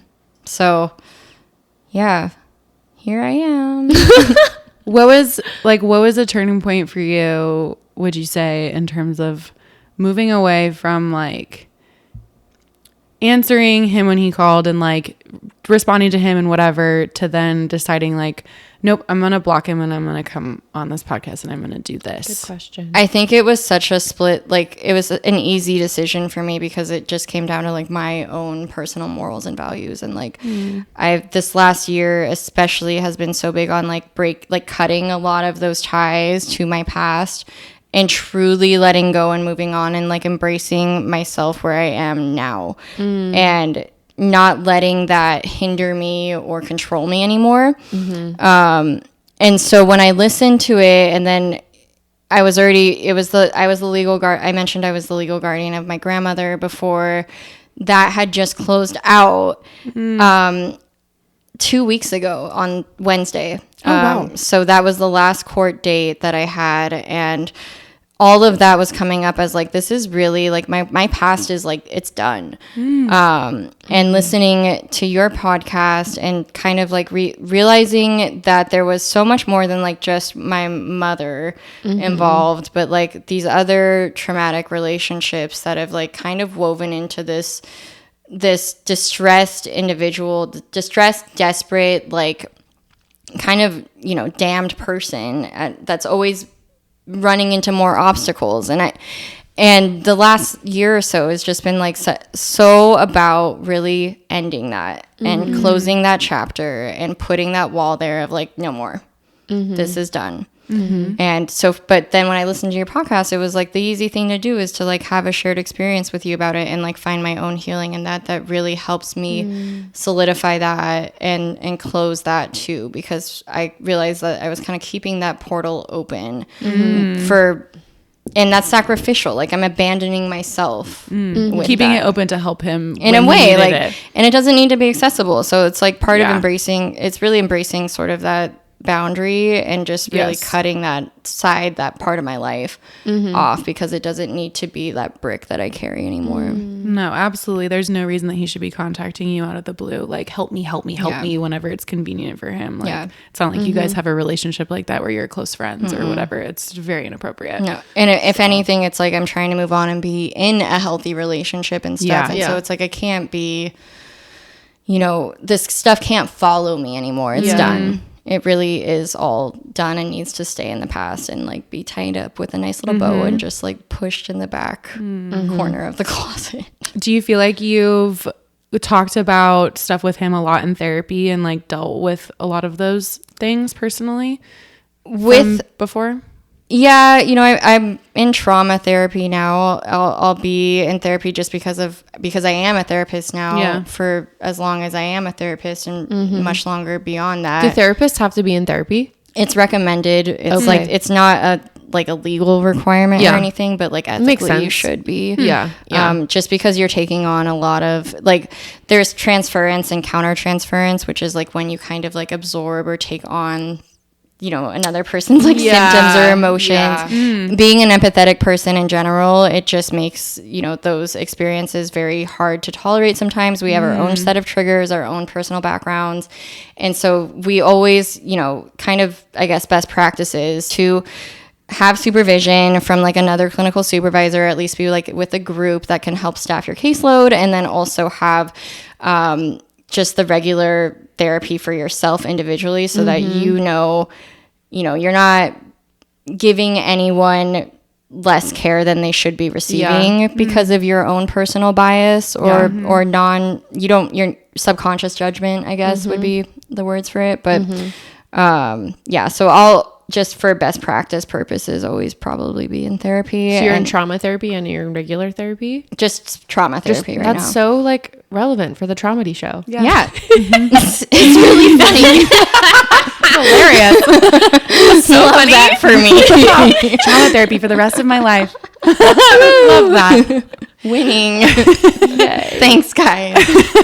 How would you say that like your training and expertise as a therapist now has shaped how you look at your experience with the wolf from all the way back then? Like, were you coming to a lot of realizations when you were like in becoming a therapist and stuff from all that back then? I mean, even listening, just the amount of stuff that you learn about yourself while you're in grad school, especially for therapy, is like, whoa, okay, you can suddenly like see just on a piece of paper sort of in words and I guess just clinical knowledge of the patterns, behaviors, exposures, and experiences that you didn't have before. So suddenly all of that's like now a language for you to make sense of and to understand. And in going to my own therapy and stuff, I started in 2019 when my mom's partner of 12 years died. She relapsed and then almost killed herself and my grandmother, and that's how I ended up being her legal guardian. And my nana passed in October of 2023, so it's something that's been very helpful for me now to even looking back at the wolf and my childhood and stuff, just as far as processing and understanding my emotions, what they're attached to, how I handle things, what my triggers are, and how to step over them and cope. But then also apply them as strengths now is a huge part of it too. It's I know that this happened, but I think when trauma happens, you really are faced with kind of a fork in the road of which way am I going to go with this? And I can either let it tear me down or make something of myself with it. And so I'm really glad that I got inspired because of my trauma to be a therapist and to even pursue my career in public health too and in lung health and just move forward. It was there's this saying the past makes sense in reverse. And I'm all of that had to happen in order for me to be where I am today. And I'm so much stronger and greater because of it. And I cannot honestly say I really love the person that I am. And I wouldn't be that without the experiences. So in a way, I'm grateful for him. I resonate so much with that. I've said that to you so many times, almost exactly word for word. I feel the same way. Yeah, God, that was a decade of my life. But I wouldn't be who I am right now if it weren't for it. It's I'm not going to sit here and, thank him for all the trauma that he put me through. But I wouldn't change it because I like where I'm at now. I like what I'm doing. I like that I've been able to grab all that shit and try to spin it into gold, in a way. And same with you. Well, it shaped who you are. Yeah. And it's not to say it was all bad either. I mean, I said, his family, there are good things for me great. too. He did feed me a lot of food. really helped. For the rotisserie chicken. Pretty much. Like, wasn't eating PB&Js that whole time or like digging through dumpsters. So that was great. We can give him that. Give him that. Perfect. Avoided the dumpster diving. Great. Survival. Thank you. Like, yes, you were texting other people. Did I need food? Absolutely. Yeah. Sometimes we make sacrifices. That's just how it goes. Pretty much. I think there's a difference too between like thanking the wolf or being grateful. Like I see it as you should be really proud of yourself, like grateful for the experience, yes, but I think both of you should be really proud for your quote, Natasha, about when you experience trauma, learning from it and growing and like figuring out how can I make something of this and become a better person or learn from these mistakes and help other people versus continuing these patterns and the trauma cycle and letting this continue to make my life worse. Like you guys should just be both fucking proud of yourselves, and then also being on this podcast now and sharing it with other people. Like how many others are going to potentially recognize these patterns in their own relationships or future relationships? Like it's just so badass. Well, and it's just such a dichotomy too, to compare that to what he's doing, which is just continuing the same behavior and just causing more damage to more people. It's like, yeah, gosh, if he just had, you know, an ounce of that kind of motivation too, and to change in a positive way, how great that would be. It would be really great, but I don't know that it'll ever happen. It just seems like it's something, again, that he like is such a pervasive pattern that it's just going to be about who will believe him next, because that almost validates that, you know, he's not like that and that it's not that bad for him or you know, he's not that person. And so I can't even imagine, you know, in his head, like the narratives that he comes up with. But to me, it seems like he kind of will continue to find that person that believes him, that idealizes him, that maybe needs him to save them. And that's gonna keep that cycle we were just vessels for that cycle. Yes. And got sucked into it like a whirlpool for a little bit, but it's like eventually that spits out, but he's still going. Yeah, he just subbed Amber in for me and just, you know, continued all the same patterns. I think what's so interesting too is like everything that you just said right now of like, I don't really have a lot of hope that it's gonna change. I also have always thought, but I think what's so interesting is like, not only are you a therapist who can actually speak about these things, but you also dated him. So like your perspective is so interesting. And like from that angle, like, I don't know, can you speak to any of like the patterns that you have seen or like now heard from me or whatever that you would say like are very problematic and are signs for people to like watch out for? I think anytime, just in general too, and this is something that's certainly like, you know, just not even from like a clinical piece of my mind, is just the way that anytime that things pick up from 0 to 100 so fast, but include the isolation, like there's really distinguishable factors of like abusive partners and like patterns of communication and patterns of behavior that are very distinguishable from like healthy versus unhealthy relationships. And I think the biggest thing that people can do as far as advocating for themselves and staying secure in themselves is definitely knowing what their beliefs are for a healthy relationship and what they aren't when that starts. Because that's something like I think you and I both, when we look back at this, it's like I had no idea what I wanted like in a partner, in a relationship. Like I was just going along with it because cool, like this person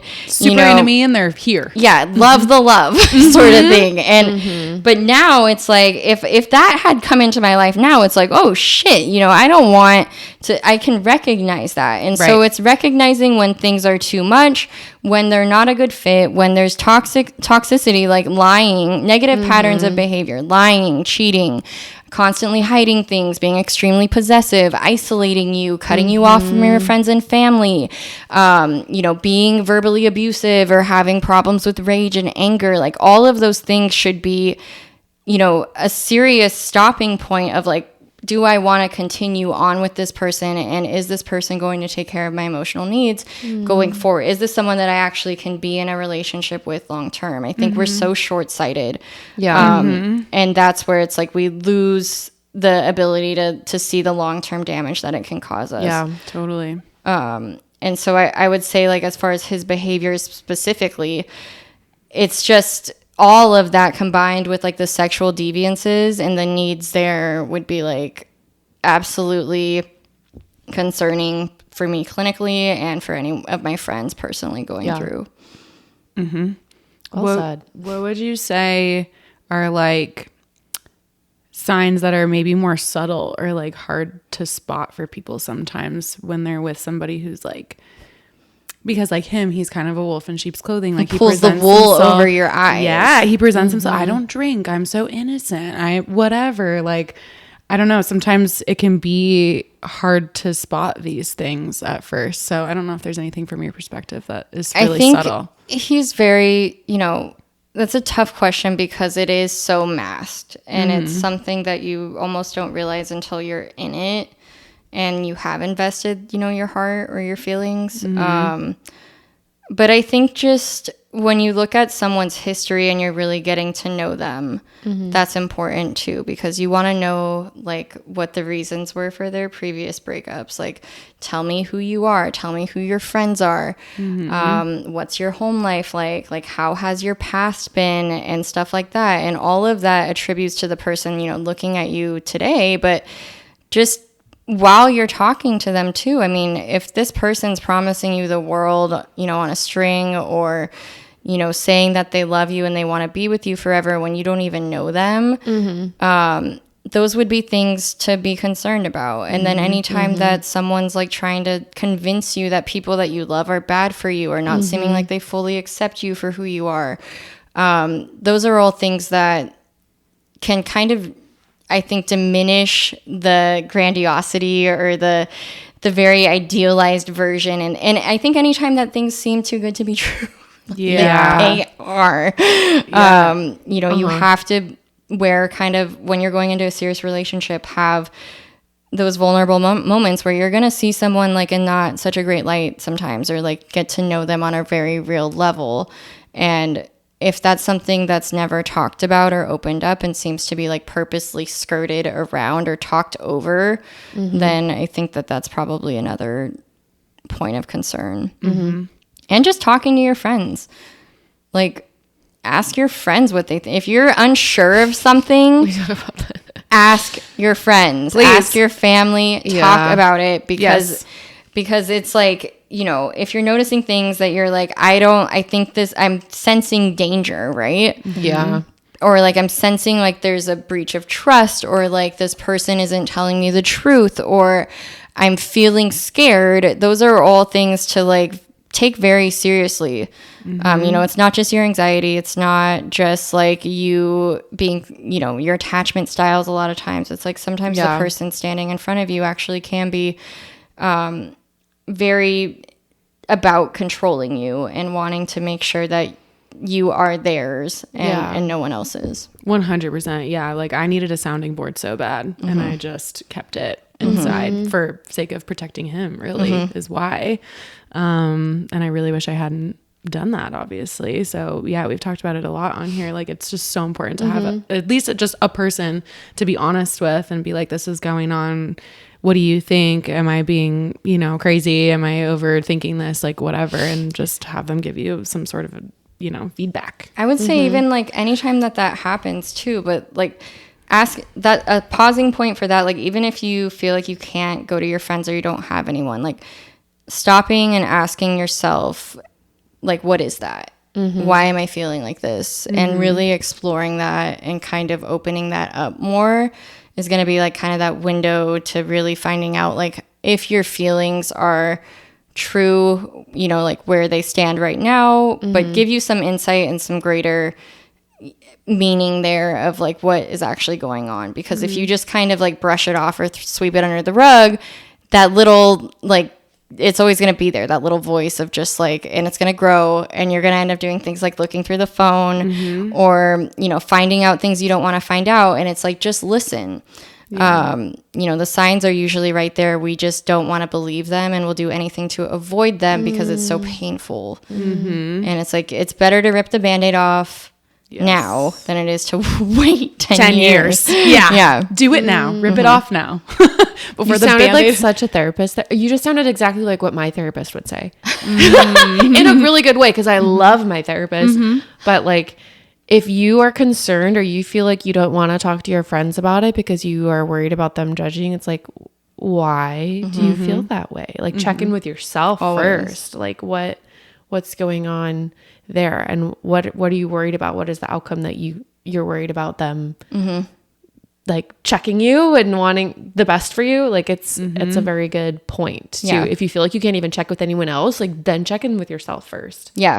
Definitely, because you're opening yourself up to, like, if they don't like the person already or something, or like that outside judgment can be pretty harsh and pretty influential, coming from people's own personal stories and backgrounds and bias too. And so there's, depending on their behaviors and who they are, you could be told like something that's really wrong for you. So it has to be about like what you want and what you need. And then there's always an unmet need too. So it's like, if I'm feeling this way, is it about me? Is it about this person? But just having like some kind of general assessment that makes sure that you are taking care of yourself and looking out for your best interests first and foremost, not his, not anybody else's, not your family's. What do you need and what's best for you? Yeah, because it's your life.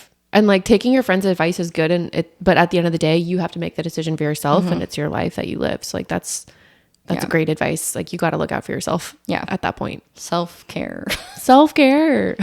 I could just keep thinking of all these things I want to ask you, but I was wondering if you could speak to like what it does to the brain, like this kind of trauma, like repeated infidelity, repeated lying, repeated breach of trust, and like somebody like me who gets stuck in that cycle, like what it does to a person. Well, it definitely, I would say, I mean, there's all kinds of, I don't know, like, have you read The Body Keeps the Score? Okay, so literally your body that's a great book for anyone like looking to start like it's kind of like the go-to Bible for trauma learning and understanding. And it's based on a lot of research. It's pretty dense, but essentially, the core concept of that is like your body literally stores the trauma that is done to you over time, and it's going to keep that kind of like in your tissues, in your brain. And if you don't process that and let that out in like safe, healthy places, you'll stay there, kind of thing. Or you'll see like in PTSD kind of thing, like people actually actively reliving their trauma when they're triggered, or being in such a state of fear constantly that it's very disabling to the point where it is like you actually have a disability at that point. I would say like for someone who's been in an, would you classify it as abusive? Yeah. Like psychological. Yeah. So psychologically and emotionally abusive, and who, can say that confidently, like without doubt, like it's going to cause, like, theoretically, just anyone going through something like that, like, damage, right? It's like high stress, and I think it's pretty well known that like if you're exposed to really high levels of stress for a long period of time, that takes like years, months off your life. I mean, it costs you a lot of time and energy at the very least, but at the most it causes you attachment issues. It causes you a lot of difficulty with processing relationships and the events that occurred in the past relationship, having healthy boundaries, having issues with codependency going forward. And that's not to say like you can't work through all that, or like all of that is guaranteed ever. I mean, it really comes down to like your support system, even like your genetics and like your biological factors, your environment, and your like socioeconomic status as like the things that can help build that resiliency and that tolerance. But there's gonna be, no one comes out of that unscathed. It's not healthy, right? And so when we expose ourselves to unhealthy things, there's often long-term consequences, like short and long-term consequences. And I would say like, that's something that you have to be proactive with, and just as anyone with any situation would be, and kind of like advocate for yourself as best you can, but then find support and find resources that can help you understand what happened and release that blame, that guilt, that shame that you might be feeling from, you know, staying in it for a certain amount of time, from being involved with this person, and from, you know, like wanting to kick yourself for it happening. So that's what I would say. How did that make you feel hearing that, Rachel? Great. Great. Yeah. So much fun. That I lost years of my life. No. I'm kidding. No, I mean, yeah. Validating? Yeah. It's validating. It resonates. Like, yeah, it did a number on me. Like, I'm in EMDR, you know, I will be dealing with this for the rest of my life.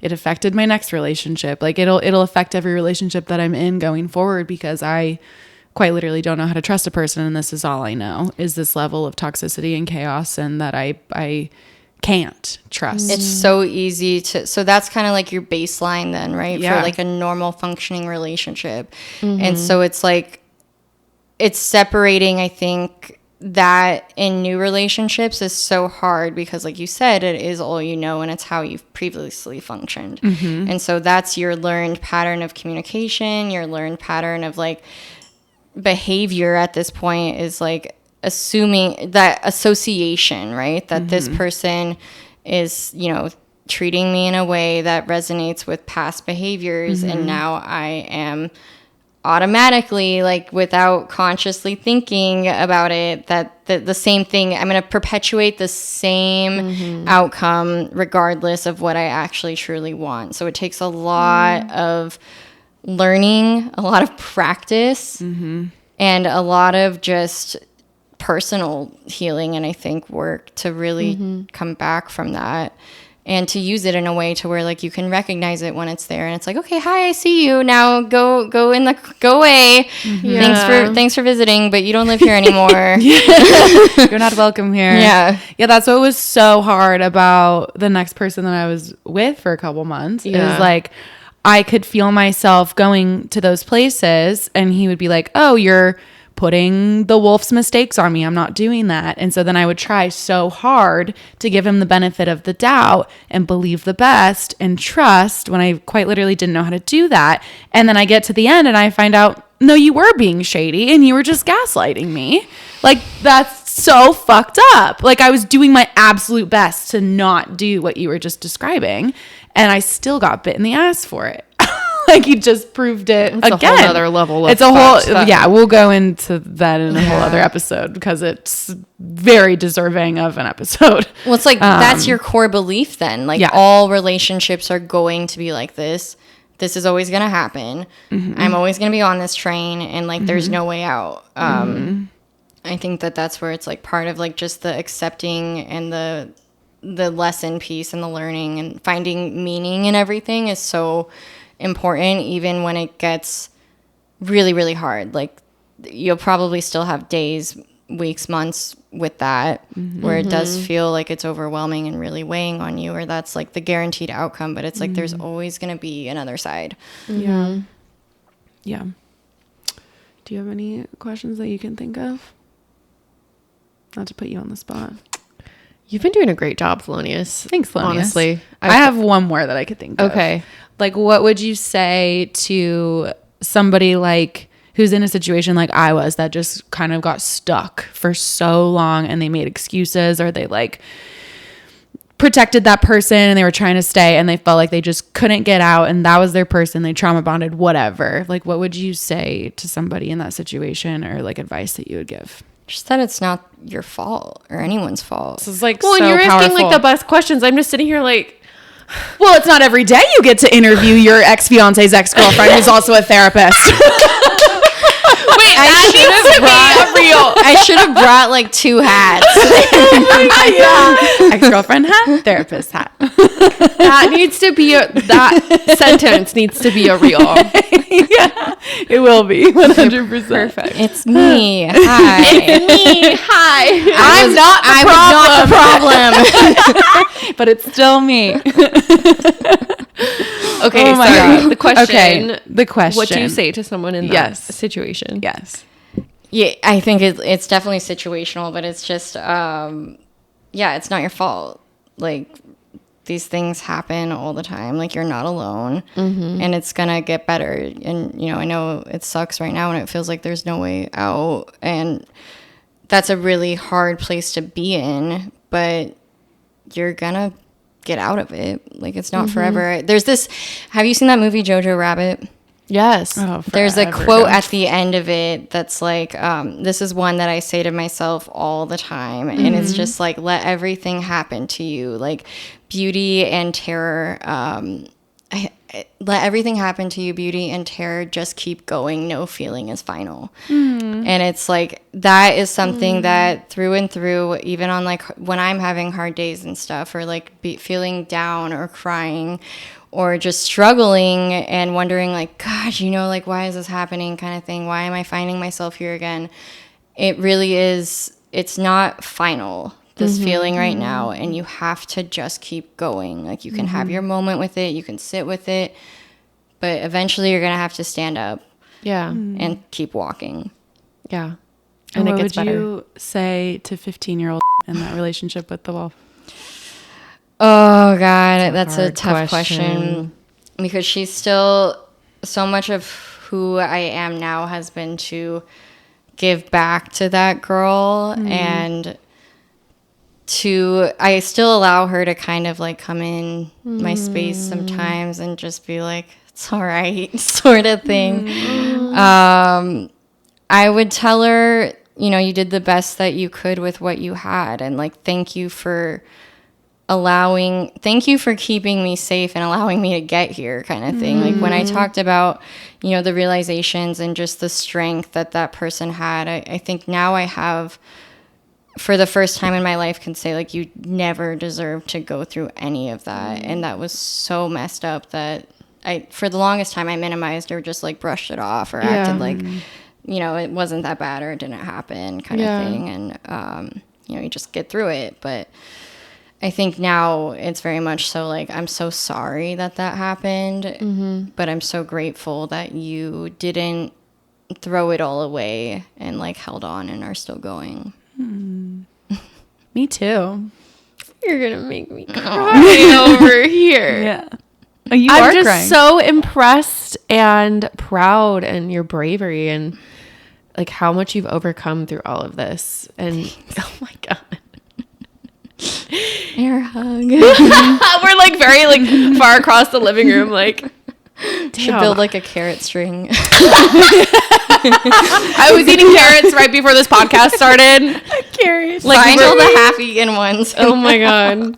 We were ready to go and record, and I was like, sorry guys, I'm still eating my carrot. Natasha's just sitting here roasting you. Find all the she half-eaten carrots. That's what we do on the Traumedy Show. I love it. I've never just seen it. She just takes a bite of a carrot and just throws it, just chucks it. Yeah.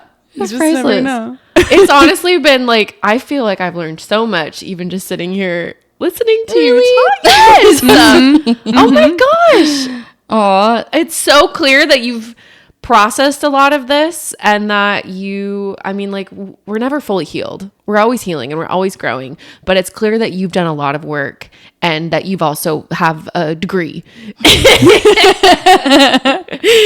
I can't do subtraction. But Like truly, it is an honor to have you here sharing your experience with us. Thank you. And with everybody else. Yeah. You guys mean a lot to me. Like, it's again, as far as me on my journey and stuff, it's just such a healing moment for me, and just being able to say like, I'm so glad that this happened and that you took, that leap of faith to put yourself out there and put your story out there, because it's brought me a lot of healing. And I can't even imagine like for the people that you reach, just looking for a voice that can be supportive too, and just sound like, oh, someone else is going through this too. Yeah, it's so surreal to have you like sitting across from me right now, because like all this went down 11 years ago and we've literally never talked, never met each other, nothing except for that little group chat and the text on my birthday. And now here you are and we're like friends and we're going to go karaoke some Celine Dion together. Like, yeah. I never could have imagined. We're adults. We're adults, but like we're also like processing shared trauma and like God and you're a therapist and like I have a podcast and you're on it. Like, I don't know. It's really cool. It doesn't make sense, and yet it makes perfect sense. And I love it. I love it. It's amazing. I mean, it's just, again, like, you gotta think the timing of it all is super weird, but I think it's just nothing but gratitude and just, again, like, really glad that it happened the way that it did, even if it didn't make sense at the time. Yeah. Because now here we are. I know.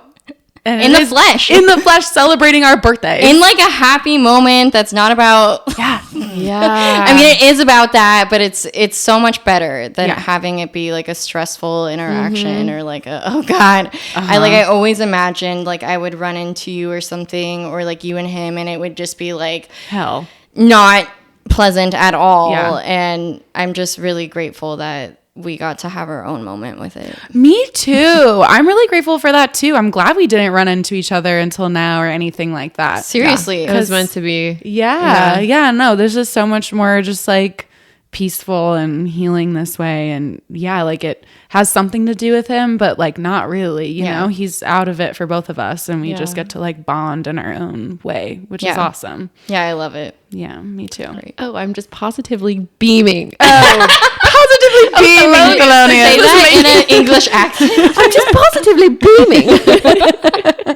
Is there anything else like you want to share? Final thoughts or anything? Not really. Go to therapy, man. Go to therapy. Do trauma therapy. I mean, for the rest of your life. I was so traumatized that I made a career out of it. Kind of thing. It's like, at what point are you like, you know what? One way to do it. I'm gonna get to the bottom of this and figure out why this happened. Who did this? Oh my God. How much school did you do? I was blessed to get into my voice. I was blessed to get into a 15-month program that was accelerated. Wow. So I did it in a year and a half. Still working full time. And then had a clinical internship. And so I graduated in December of 2022. Nice. With my undergrad's in public health. And then that actually like really helped, I think, blend the comprehension of therapy, because it gave me like a really good foundation in addition to my personal experiences, to where it just was so natural for me. I was like, okay, like I chose the right thing. And you have healthy friendships and a healthy career, and you have 2 dogs, and one comes to work with you, and you have I have 2 of everything. So like 2 dogs, 2 degrees, 2 jobs. Like, oh my God, there's clearly a theme with that, where it's like, maybe this is like sort of a security sort of blanket that I put on myself to like always be safe. But I've got 2 really great dogs, and just I'm happy with my life. And I think there's a lot of people that can kind of like slight independence, but I'm pretty independent, and I've got just good support now, and everything is moving forward, even if there's pitfalls sometimes. But it's like I just feel like you roll with the punches at a certain point. Yeah. That baseline of independence is going to help you choose a better partner. Like you talking about understanding like what you want in a partner, like what these patterns, what do you need? Like I'm just now for the first time thinking about that, because I have an independent life and I am happy, and I'm dating for the first time as an adult. So I get to be like, what do I want? Yeah. What's so interesting too is like the wolf picks independent women, like very strong independent women. Cause like I'm very independent too, as are you, as is Amber. And he is very not like, still lives at home, like who doesn't have it figured out. You know what I mean? And so that's why he picks people like that. But it's just, I don't know. My theory with that is like he must. It's okay. I was to be burping the entire last. He must want to be successful or something, or like sees that, right? Almost as like that transference thing of like, oh, well, I can sort of like live through them and like have that title or that level, when it's not really a match, right? And so that's sort of like, for me now, it's like I definitely want to be my partner now. I feel like I'm much more aligned with, and for once in my life can actually like not be babying or teaching someone how to like act or behave or mother henning them. It's like I'm growing with this person and he very much like inspires me on certain levels, and it feels much more of like this is an equal dynamic where we're both like successful. We both, you know, we value emotional maturity and we want to continue growing versus like the toxic behaviors, the lying, the cheating, that's never going to fly kind of thing. Yeah. And so that's where it's like, it's scary because I have to now move past that stuff and really like, again, close that off and like let that stuff go. But it's such an opportunity to be like, oh, I can challenge myself with this and actually become the relationship partner that I really want to be. Yeah. Amen. That's awesome. That's where I strive to get to and find somebody that's on my level that can grow with me too. Because so hard. Yeah, it is because like we're so amazing. We're so amazing, and men, most of them. I don't want to say most of them, but a lot of them suck. Well, growth is synonymous with pain too, right? Yeah. Like you think about growing pains. It's literally not supposed to feel good. Shit. Yeah. Damn, Natasha. Spitting bars. Spitting half-eaten carrots and bars. Where's the celery? Salad. Oh, God. Oh, damn. Anything else All erroneous? Or Natasha? Should we wrap it with a Celine Dion? There are nights of endless pleasure. It was more than any love's allowed. Baby, baby, baby, if you touch me like this, and if you hold me like that, it was gone with the wind, but it's all coming back to me. When you see me like this. All right, we're done. Yay! Okay, bye. Bye. And wait, do we have any other final announcements or anything? No, or just rate, review, and subscribe. Oh, okay. And everywhere you listen to podcasts, and follow us at the Traumedy Show. Bye. Bye.